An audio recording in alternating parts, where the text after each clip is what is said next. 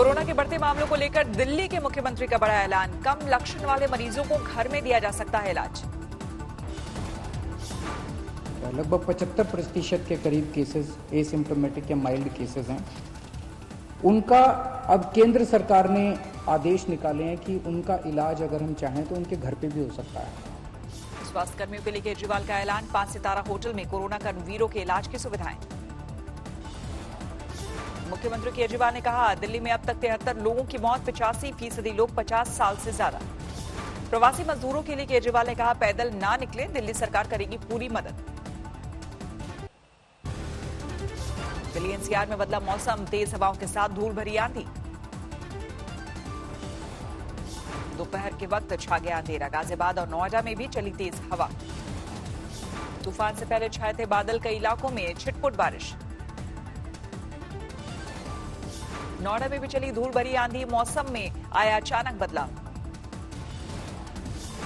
आंधी तूफान के बाद गिरा तापमान, तेज गर्मी से मिली राहत।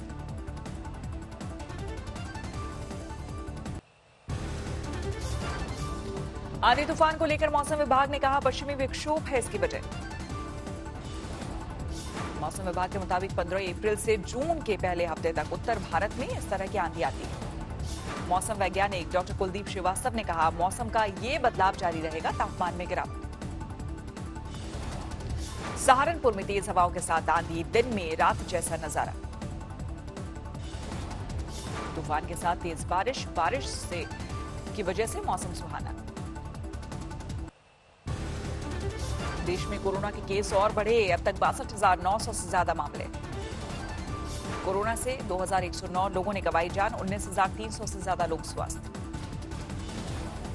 गुजरात में कोरोना के मरीज 7,700 से ज्यादा, 472 लोगों ने गंवाई जान।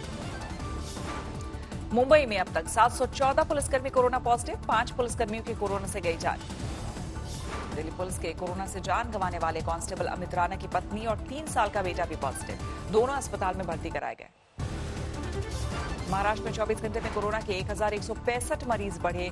पिछले 24 घंटे में राज्य में 48 लोगों की कोरोना से मौत। महाराष्ट्र में अब तक कोरोना के कुल 20,200 से ज्यादा मामले, 779 लोगों की हो चुकी है मौत। मुंबई में कोरोना का कहर, मुंबई में कोरोना के अब तक 12,800 से ज्यादा मामले। मुंबई में कोरोना से अब तक जा चुकी है 489 लोगों की जान। 24 घंटे में मुंबई में कोरोना से 27 लोगों की हुई मौत। धारावी में बढ़ता जा रहा है कोरोना पीड़ितों का आंकड़ा, अब तक 833 लोग कोरोना बीमारी की चपेट में। दिल्ली में कोरोना के मरीज 6,500 के पार, 2,000 से ज्यादा लोग हुए स्वस्थ।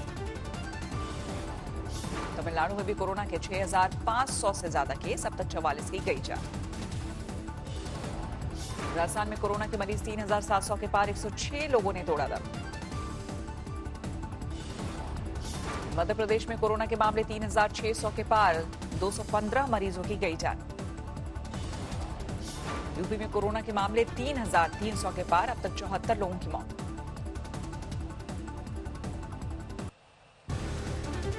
वंदे भारत मिशन का चौथा दिन, एयर इंडिया की फ्लाइट से लंदन से मुंबई पहुंचे 329 भारतीय। वतन पहुंचने पर फूट कर रो पड़ी एक लड़की, लॉकडाउन की वजह से लंदन में फंस गई थी। कुवैत से 177 भारतीयों को किया गया रेस्क्यू, कोच्चि एयरपोर्ट पर उतरा विमान। शारजाह से 182 यात्रियों को लेकर लखनऊ पहुंची एयर इंडिया की फ्लाइट, सभी लखनऊ में 14 दिन रहेंगे क्वारंटीन। मलेशिया के कुआलालंपुर से 177 भारतीयों को किया गया रेस्क्यू, त्रिची पहुंचा विशेष विमान। कुवैत से 163 भारतीयों को किया गया रेस्क्यू, हैदराबाद एयरपोर्ट पर लैंड किया विमान। सिंगापुर से भी मुंबई पहुंचेंगे आज 243 भारतीय, लॉकडाउन के बाद से फंसे हुए थे। मनीला में फंसे 24 भारतीय भी आज लाए जाएंगे वतन, मुंबई आएगी फ्लाइट। आईएनएस जलाश्व से भी विदेश में फंसे 600